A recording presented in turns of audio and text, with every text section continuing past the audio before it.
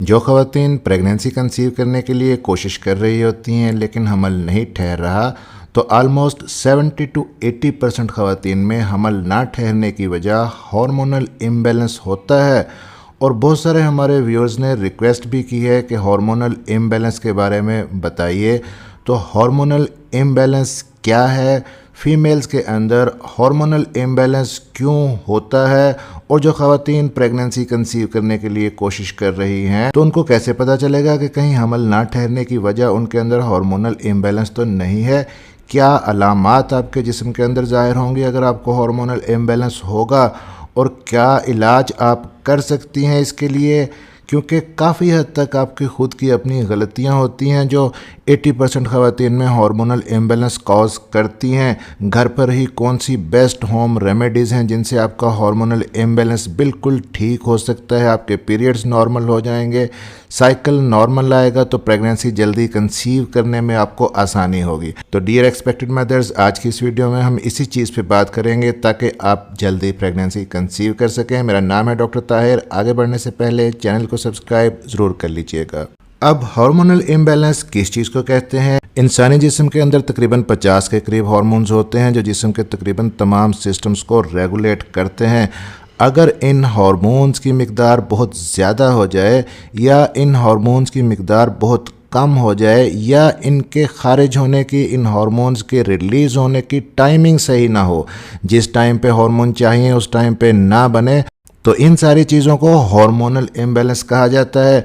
लेकिन हम बात कर रहे हैं सिर्फ और सिर्फ फीमेल हार्मोन्स के बारे में, ऐसे फीमेल हार्मोन्स के बारे में जो प्रेगनेंसी कंसीव करने के लिए ज़रूरी हैं, फीमेल के नॉर्मल साइकिल के लिए ज़रूरी हैं, ओवुलेशन यानी कि एग के रिलीज़ होने के लिए ज़रूरी हैं।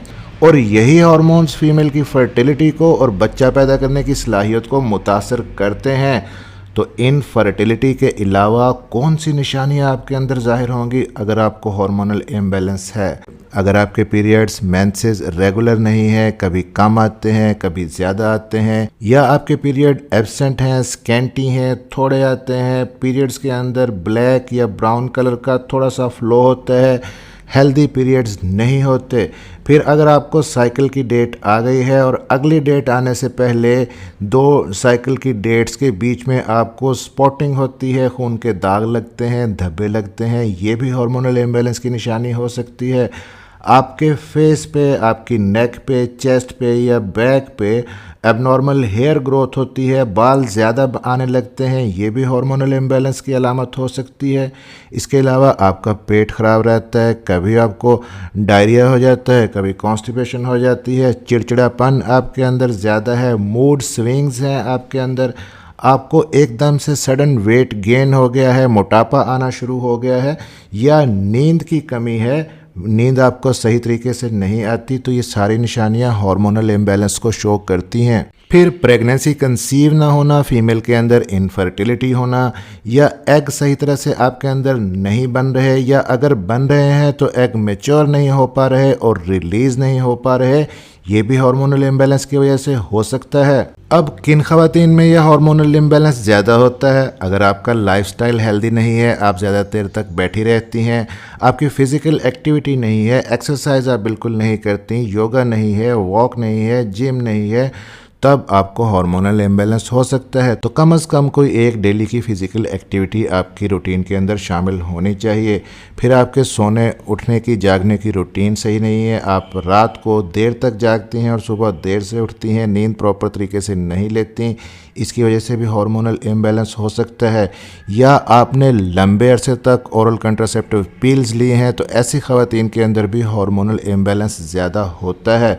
आपकी डाइट अनहेल्दी है, जंक फूड लेती हैं, प्रोसेस्ड फूड खाती हैं, बाहर का खाना लेती हैं, तब भी हार्मोनल इम्बैलेंस हो सकता है। हेल्दी फूड्स लें, लीफी ग्रीन वेजिटेबल्स और फ्रेश फ्रूट्स अपनी डाइट के अंदर ज़्यादा रखें। योगा बेस्ट होता है हार्मोनल इम्बैलेंस को ट्रीट करने के लिए।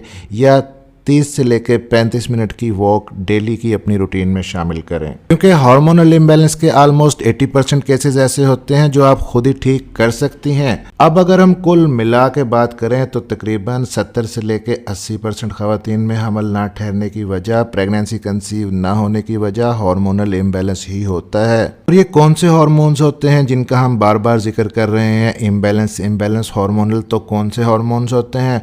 आमतौर पर डॉक्टर्स फीमेल के जो 3 बेसिक टेस्ट्स करवाते हैं, FSH, LH और progesterone. Sometime AMH anti Mullerian hormone भी टेस्ट करवाया जा सकता है।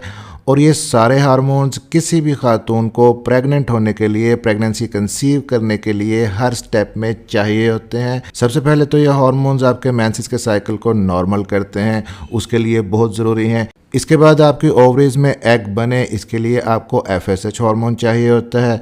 फिर जो एग बना है वो मैच्योर हो और रिलीज़ हो, इसके लिए आपको LH हार्मोन चाहिए होता है।